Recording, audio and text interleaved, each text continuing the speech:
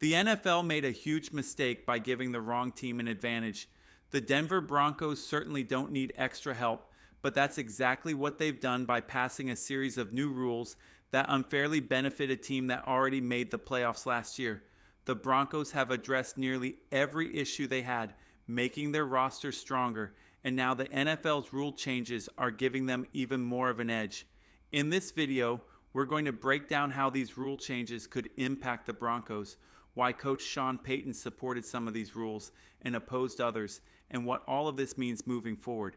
If you're new here, and if you love the Broncos too, don't forget to like and subscribe. It really helps the channel out. Now let's talk about what Coach Payton had to say regarding the new rule changes. It's impressive to see that everything Payton advocated for ended up passing during the NFL owners' meeting. The first rule change up for discussion was whether or not the NFL should reseed teams after the first round of the playoffs. This rule change would have allowed a lower-seeded division winner to still host home playoff games, even if they didn't have a better record than a wildcard team. Payton was adamant in his stance against this idea, and rightfully so. If I were in a division with quarterbacks like Patrick Mahomes or facing off against teams coached by top-notch coaches like Jim Harbaugh, I'd definitely want the advantage of as many home games as possible. Payton, however, made it clear that he believes division winners should get the home field advantage no matter their record. For me, that's a bold move that shows confidence. Payton's saying, "I'm not worried about being a wild card team. I'm going to win the AFC West next season." The second rule change that passed is huge for the NFL, especially for teams like the Broncos. In overtime, both teams will now get a chance to possess the ball. In the past, if a team scored a touchdown on the first possession, the game was over. This new rule is a game changer and something Payton was eager to see happen. He's mentioned how important it is to have a fair chance to game plan and ensure his team has the opportunity to win, no matter who gets the ball first. If you remember last year, the Broncos played an overtime game against the Cincinnati Bengals, and it felt like they lost the game because of the sudden death nature of overtime. The Broncos were in a weird spot where they had to play for the tie, which made things even more complicated. Payton doesn't want his team to be caught off guard in overtime situations, and this rule change will give them a better shot. With the addition of key players like insert key player, the Broncos are going to want every opportunity to capitalize on overtime. Losing on a single possession in overtime won't be an issue anymore, and that's a big win for Denver. Despite the fact that the defense gave up a touchdown, which was disappointing, we already had one of the best defenses in the league. Now we've added all pro players to make it even stronger. So either way, the Broncos are in excellent shape defensively. But let's dive into the rule that could give the team a major advantage, particularly for two-time Pro Bowl returner Marvin Mims. With the NFL's new kickoff rule, the lineup is still a bit odd with the players standing near the line of scrimmage while the kicker is further back. However, the key change is that if the ball goes into the end zone for a touchback, instead of starting at the 20-yard line, the ball will now be placed at the 25-yard line. This might seem like a small difference, but it's a significant shift. Teams will likely be forced to kick the ball to the returner more often, rather than risk giving up a bigger penalty.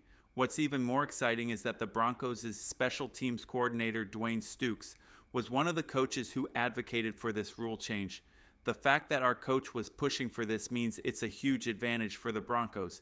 In his presentation to the NFL, he projected that this rule could increase the number of kick returns per game by as much as 70%. And who better to take advantage of that than Marvin Mims? In space, he's a game changer. Sure, it's tough to forget about the painful loss to the Dolphins last year, but Mims' ability to break free in the open field is one of the most dangerous assets the Broncos have. Now, opponents are faced with a tough decision. Do they kick the ball to Mims and risk him making a big return, or do they take the safer route and give the offense the ball at the 25-yard line? Either way, it's a lose-lose situation for them, especially considering how explosive the Broncos' offense is shaping up to be. It used to be that a touchback brought the ball to the 20-yard line, but now teams are starting at the 25-yard line, giving the offense a 5-yard advantage or the option to face a dangerous returner like Mims. That's a big deal. The next major rule change is one that will speed up the game significantly. No more delays due to chains and manual first down measurements.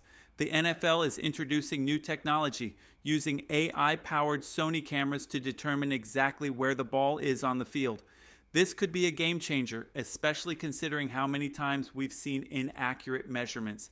Remember the playoff game between the Kansas City Chiefs and Buffalo Bills, where Josh Allen appeared to have gained a first down multiple times, only for the spot to be adjusted? It was frustrating and outdated, and this new AI system will eliminate all that confusion. For the Broncos, this technology could be a big help, particularly when dealing with tricky situations and ensuring more accurate and quicker decisions. This is especially important when you're going up against top-tier quarterbacks like Patrick Mahomes, who often puts pressure on defenses in tight spots.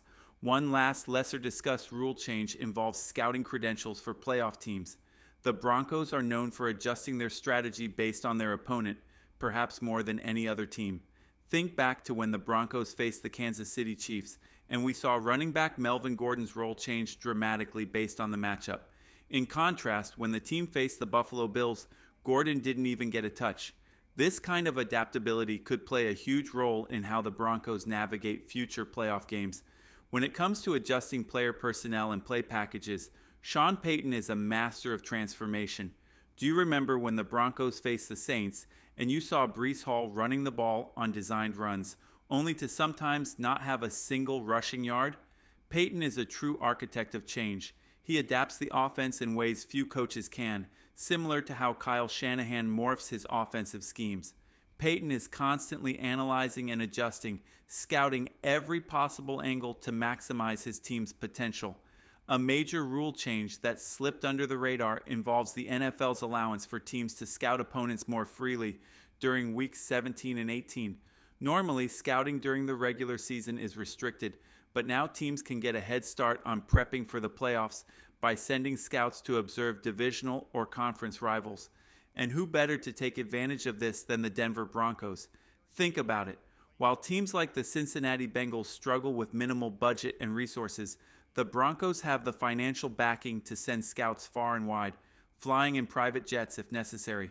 This extra scouting time could make all the difference when analyzing playoff-bound teams. With a deep roster of scouts, the Broncos are poised to capitalize on this new advantage, ensuring they're as prepared as possible for any playoff matchup. This change, combined with Payton's meticulous film study, gives the Broncos a massive edge over other teams. They can hone in on their playoff opponents early, identifying key trends and weaknesses that can be exploited when the games matter most.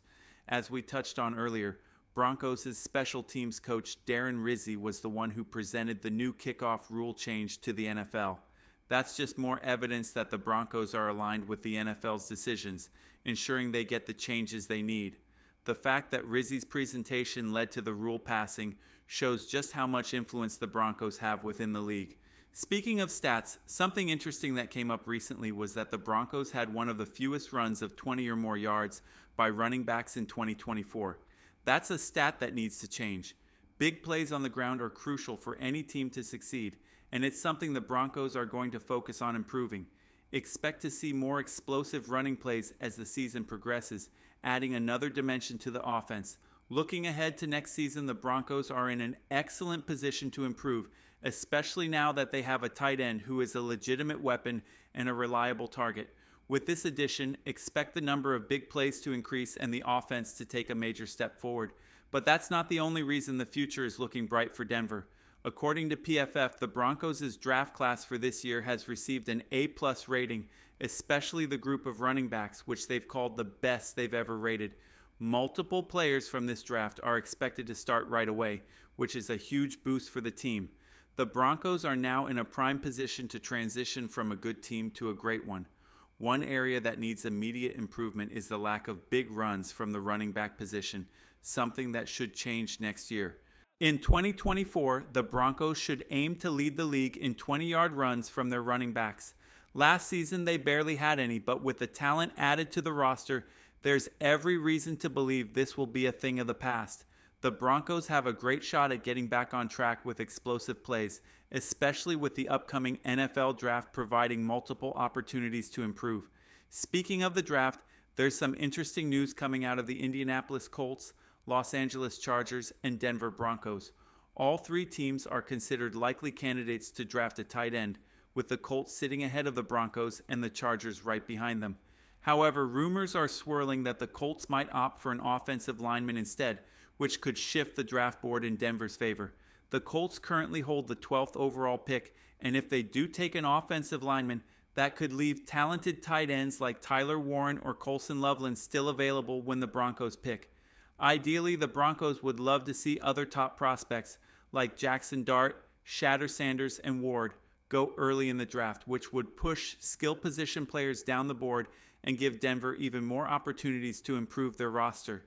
It's a great time to be a Broncos fan. The team doesn't need any extra help from the NFL, but thanks to these changes and strategic draft positioning, the Broncos are set up for success. With all the moves they've made, the Broncos are poised to take their game to the next level. Broncos country, get ready. It's going to be an exciting year.